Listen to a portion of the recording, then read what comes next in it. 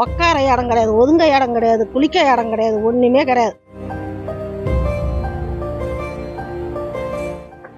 எச்சு கீழே ஊந்தா அது எடுத்து வைக்க இடம் இல்லை.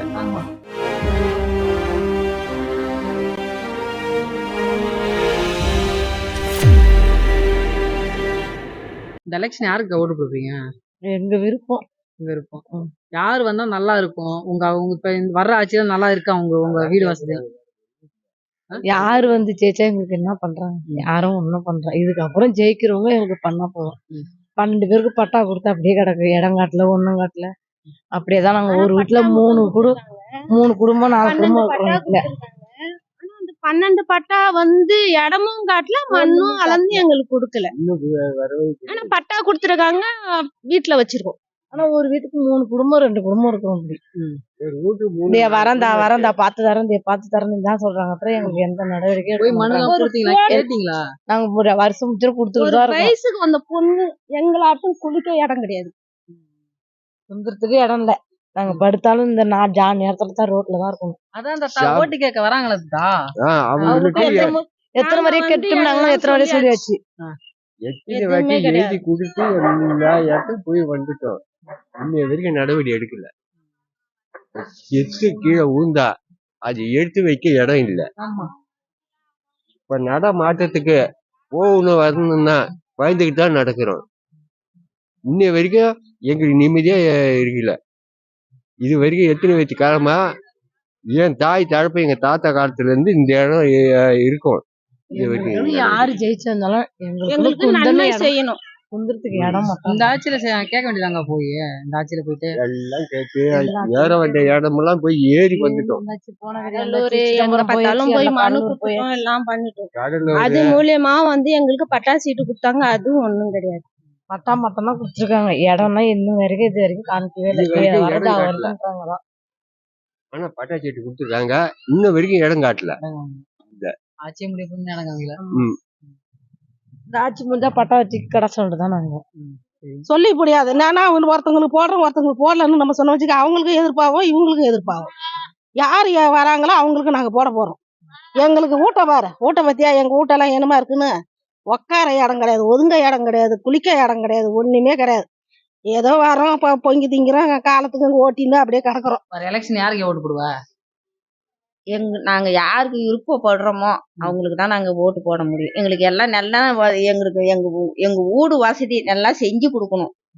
எங்களுக்கு இடம் வசதி இல்லாம, நாங்களுக்கு சுடுகாடு இல்லாம, கருமாதி வசதி இல்லாம எல்லாம் கிடக்குறோம். நாங்க எங்களுக்கு வந்து நல்ல முறையில யாரு செவிச்சு வந்தாலும் எங்களுக்கு நல்ல முறையில எங்களுக்கு செஞ்சு கொடுக்கணும். இடம் பார்த்து கொடுக்கணும். எல்லாம் சிலது இடம் இருக்கு, இடம் இல்லாமையும் கிடக்குதுவோ.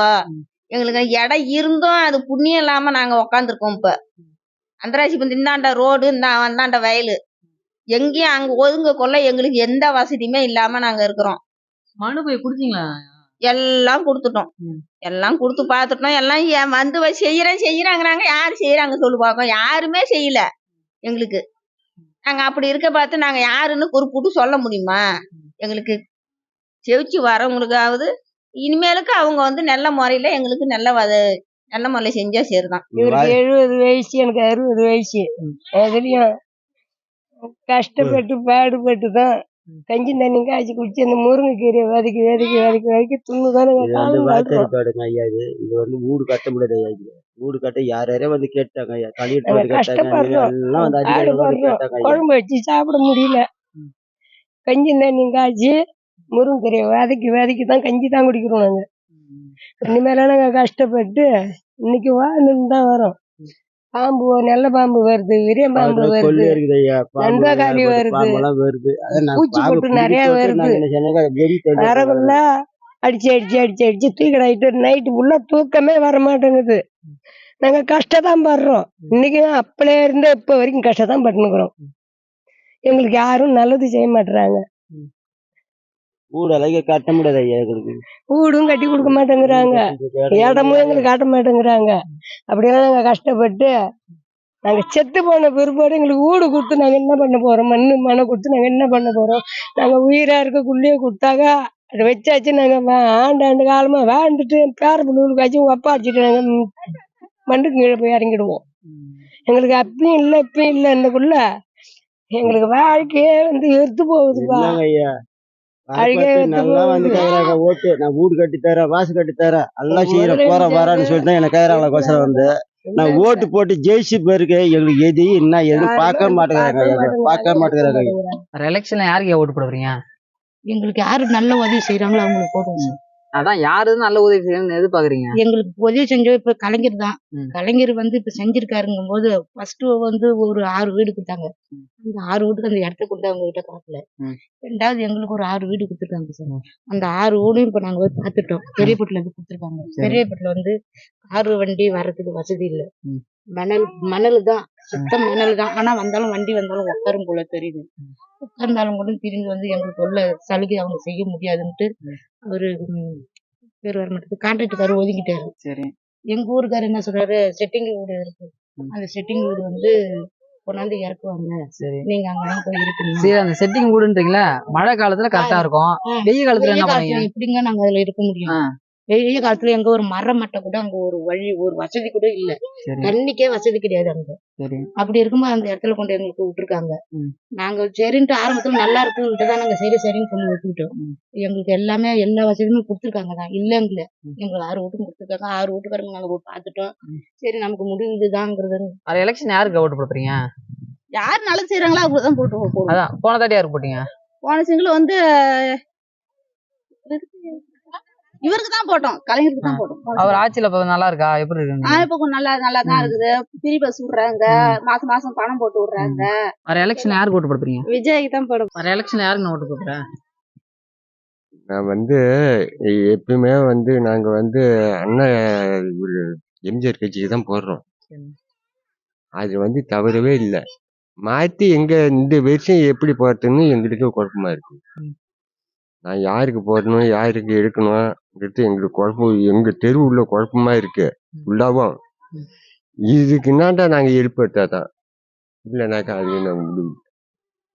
முன்னாடி எம்ஜிஆருக்கு போட்டீங்களா, அவங்க ஆட்சியில ஒரு மாற்றம் வந்ததா? அதெல்லாம் மாற்றம் வந்துச்சு. அதெல்லாம் நல்ல முறையில செஞ்சாங்க. வீடு வசதி இருந்ததுதான். அதெல்லாம் செஞ்சு கொடுத்தாங்க. செஞ்சு கொடுத்தது இந்த கெடுவு தான் இப்ப புடிச்சா நாங்க எடுக்கிறோம். எடுத்து யாருக்கு நாங்க இப்ப போகணுங்கிறது நாங்க எங்க முடிவு தான். அப்படியே மாற்றி அப்படி போட்டு வேண்டாம். ஆனா வீடு வசதி வந்துச்சு எம்ஜிஆர் கட்சியில.